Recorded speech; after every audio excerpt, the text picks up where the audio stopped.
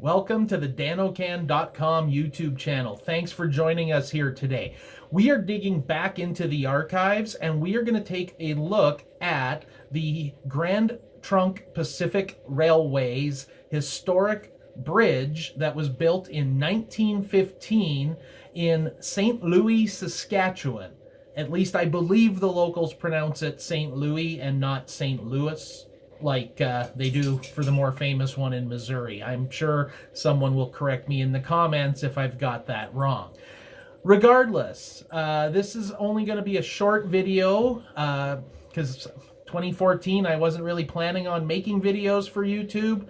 So it's going to be a few still photographs, some information about the bridge, and then we're going to do a quick drive over it with a really poor quality video that we shot on an iPhone 5 back almost 7 years ago. I still think it's worth visiting, and I think you will enjoy it. Thank you for joining me. Roll the credits, Mabel.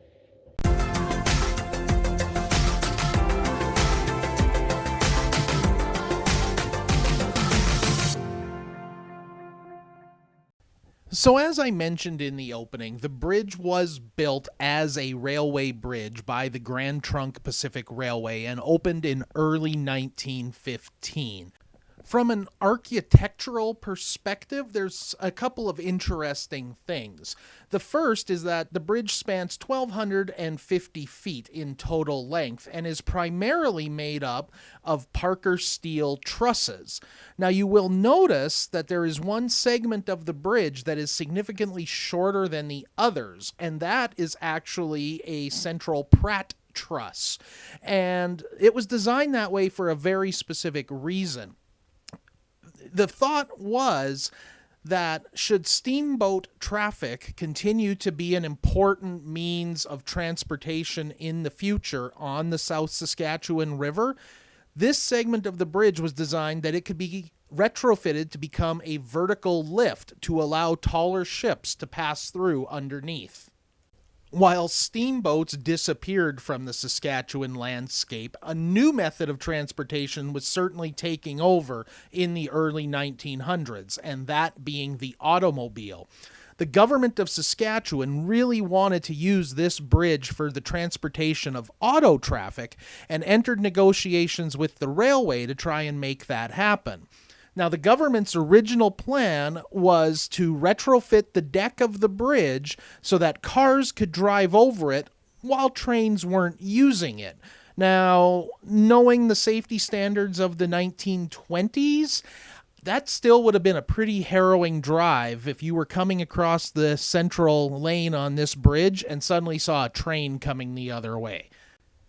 Common sense finally prevailed, and in 1928, 2 decks were added onto each side of the bridge to accommodate vehicular traffic.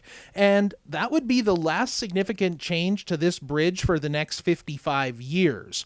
It wasn't until 1983, when the rail line was abandoned and the tracks removed, that there was any significant change. Once those tracks were removed, the central deck was planked over, and wider and heavier vehicular traffic would use the center lane, while normal passenger car type traffic would use the outside lanes. And it would remain that way right up until, I believe, 2014. At the time of our visit, the bridge was already being prepared for decommissioning. Highway 2 in Saskatchewan was being realigned to cross on a new bridge downstream of the current bridge, and this bridge would be closed shortly after our visit. That made it all the more important for us to make a drive across it and to record that drive.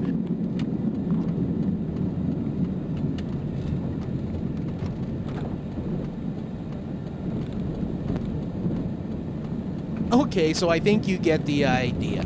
So before we reach the other side here, I just want to say thank you very much for coming back and checking out the channel. Or if this is your first time here, I hope you enjoyed what we were doing and you would consider subscribing. You know, it's YouTube, I'm kind of required to mention it even though everyone knows how YouTube works. Anyway, the St. Louis Bridge in Saskatchewan, an absolute landmark in the area, no longer open to vehicular traffic, but as far as I know, it still stands there and is available mainly for photographic opportunities. But it was a great bridge, and I'm really glad we got the chance to drive across it. I just wanted to... This time we're going back to 2014 and a visit to the Grand Pacific Trunk to the historic Grand Trunk Pacific Railway. Is that right? Yeah, I actually got it right that time. I want to dig back into the archives again. Well, I don't really. Hi. No, that just sounded awful. Hi, and God, what the hell? The historic Grand Pacific. Oh my God, I gotta write a script. Hi, and welcome to the channel. No, why did I do that? Hi, and welcome to danocan.com and our YouTube. God, the blooper reel is going to be longer than the actual video.